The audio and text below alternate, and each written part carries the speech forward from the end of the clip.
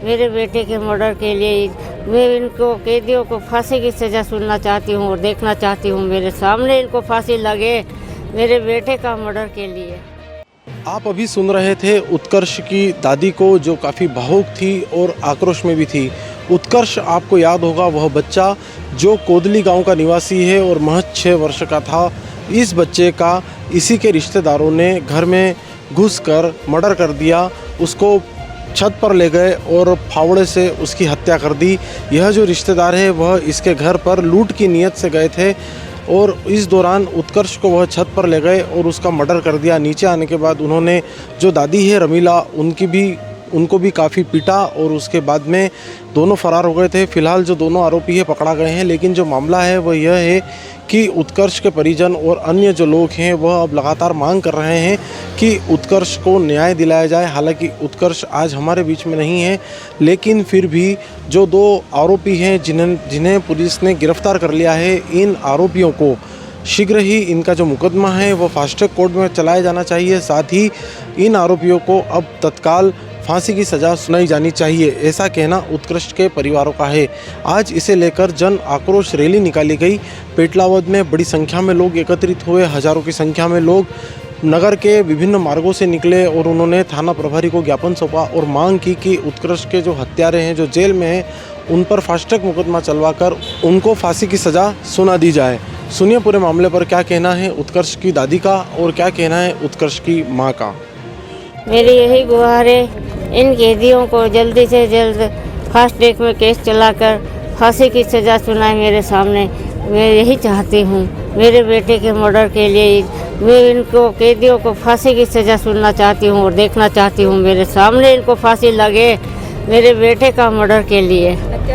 हत्यारा है चिराग और जितेन, दोनों ने किया है मर्डर और मुझे भी मारा है। मेरी हालत भी देख लो, मेरे को भी क्या किया है।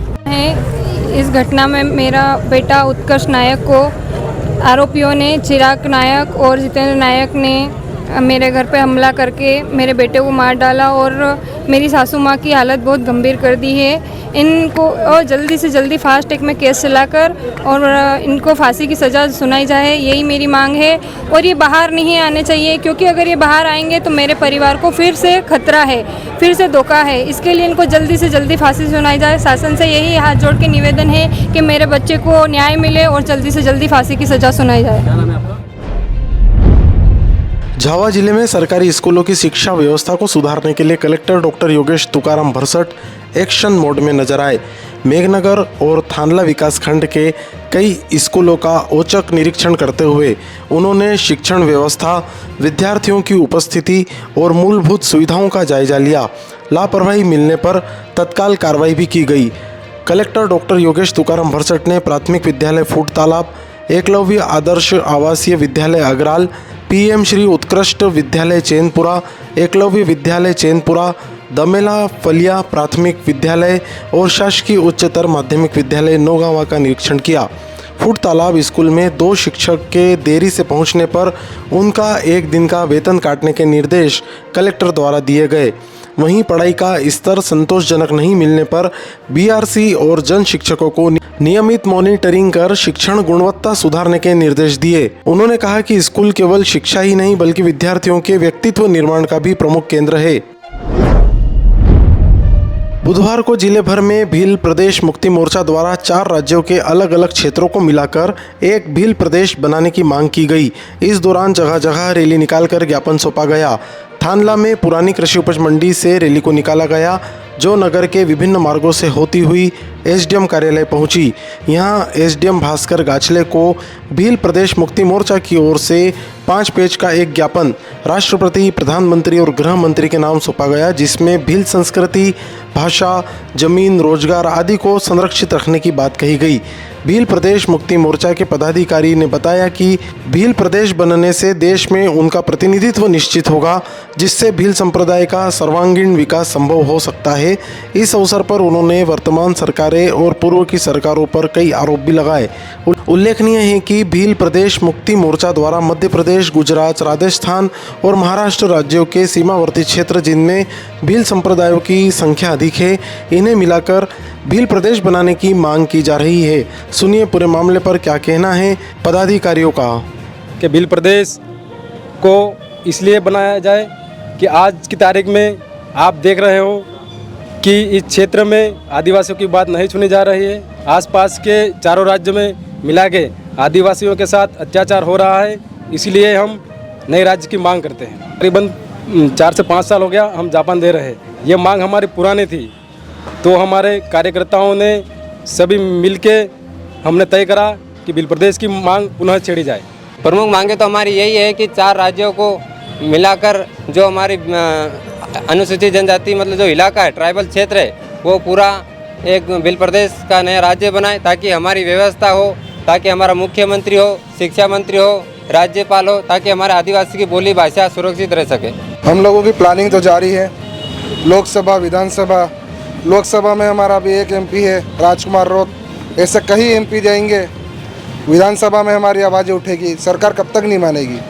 हम हर साल ज्ञापन देते हैं। हमारी मांग है कि भाई जो आज़ादी के बाद हमें जो बांट दिए गए, कहीं ना कहीं धर्मों में बांट दिया, कहीं ना कहीं राज्यों में बांट दिया गया, हमारी जो संस्कृति उसको ख़त्म करने की प्लानिंग है ना भाई। जब हमारा आप देख सकते हैं कि हमारे देश में जब गुजरात गुजराती बोली के आधार पे और ऐसे कई राज्य हैं जो सब अपनी बोली भाषा के आधार पे बने, तो हमारा भील प्रदेश क्यों नहीं बना। झाबुआ बस स्टैंड की 13 दुकानों को लेकर जारी विवाद के बीच बुधवार को नगरपालिका में मैराथन बैठक हुई। नगरपालिका अध्यक्ष कविता सिंगार, सीएमओ मिलन पटेल और सभापति विजय चौहान ने व्यापारियों के साथ बंद कमरे में चर्चा की। बैठक के दौरान गेट तक बंद रखे गए, जिससे नगर में दिन भर चर्चाओं का बाजार गर्म रहा। अधिकारियों ने इसे अनौपचारिक बैठक बताया और कोई ठोस निर्णय सामने नहीं आया। राजस्व सभापति विजय चौहान ने चर्चा को सकारात्मक बताया है। गौरतलब है कि 13 जुलाई के सफल बंद के बाद से ही व्यापारियों और प्रशासन के बीच तनाव बना हुआ है। दुकानों के मालिकाना हक पर फिलहाल अनिश्चितता बनी हुई है। काफ़ी गहमा गहमी और इंतजार के बाद झाबुआ के बार एसोसिएशन के चुनाव संपन्न हुए। इस चुनाव में मुख्य रूप से 2 अलग अलग गुटों के प्रतिनिधि चुनावी मैदान में उतरे थे। बार एसोसिएशन के अलावा सामान्य व्यापारियों से लेकर अधिकारियों की इस चुनाव पर नज़र थी। इस वजह से यह चुनाव राजनीतिक दलों के चुनावी दंगल जैसा प्रतीत हो रहा था। चुनाव संपन्न होने के बाद आए नतीजे में दोनों ही प्रमुख गुटों के प्रतिनिधियों को बार एसोसिएशन के सदस्यों ने जिम्मेदारी सौंपकर यह जता दिया है कि अधिवक्ताओं के हितों का संरक्षण मिलजुल कर ही किया जा सकता है।